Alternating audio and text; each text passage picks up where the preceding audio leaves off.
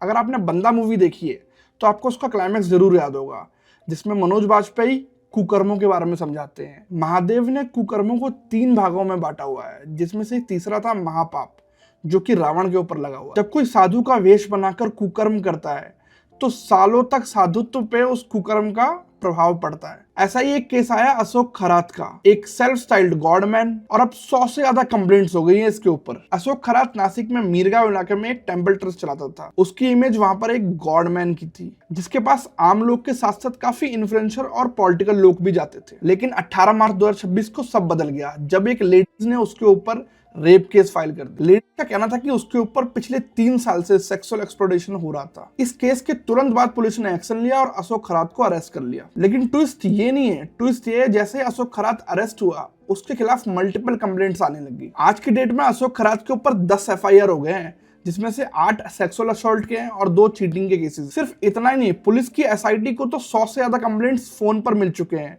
और जिसमें maximum ladies के। इन्वेस्टिगेशन में एक शॉकिंग एंगल सामने आया। पुलिस वो भी इन्वेस्टिगेट कर रही है कि अशोक खरात विक्टिम्स को एक लिक्विड देता था जिससे वो सिडेट और कंट्रोल कर सके। उनका मोबाइल फोन, लैपटॉप और डिजिटल डेटा फॉरेंसिक एनालिसिस में जा चुका है। और ये भी इन्वेस्टिगेट हो रहा है कि उसने अपने कॉन्टैक्ट्स को, स्पेशली पॉलिटिकल कनेक्शंस को, किसी डमी नाम से सेव नहीं कर रखे। पुलिस का कहना है कि इन्वेस्टिगेशन अभी खत्म नहीं हुआ है, हो सकता है इसके पीछे और भी लोग शामिल हो। इसी वजह से नासिक कोर्ट ने उसकी कस्टडी 1 अप्रैल तक एक्सटेंड कर दी है। ये केस सिर्फ एक इंडिविजुअल क्राइम स्टोरी नहीं है, बल्कि ब्लाइंड फेथ, पावर और मैनिपुलेशन का डेंजरस कॉम्बिनेशन दिखाता है। और हो सकता है इस केस में आने वाले दिनों में और भी खुलासे हो। तो मेरा आप लोगों से कहना यही है कि हम लोग ब्लाइंडली किसी को फॉलो करते हैं। हमारा और भगवान का रिश्ता काफी पर्सनल होता है। हमें भगवान तक पहुंचने के लिए कोई ब्रिज नहीं चाहिए। अगर आप ब्रिज ढूंढ रहे हो तो ऐसा ब्रिज ढूंढो जो आपको रियल में गॉड से कनेक्ट कर सके, ना कि ऐसे लोग। मेरे ही सर्कल में कुछ ऐसे लोग हैं जो आसाराम तक को डिफेंड करते हैं।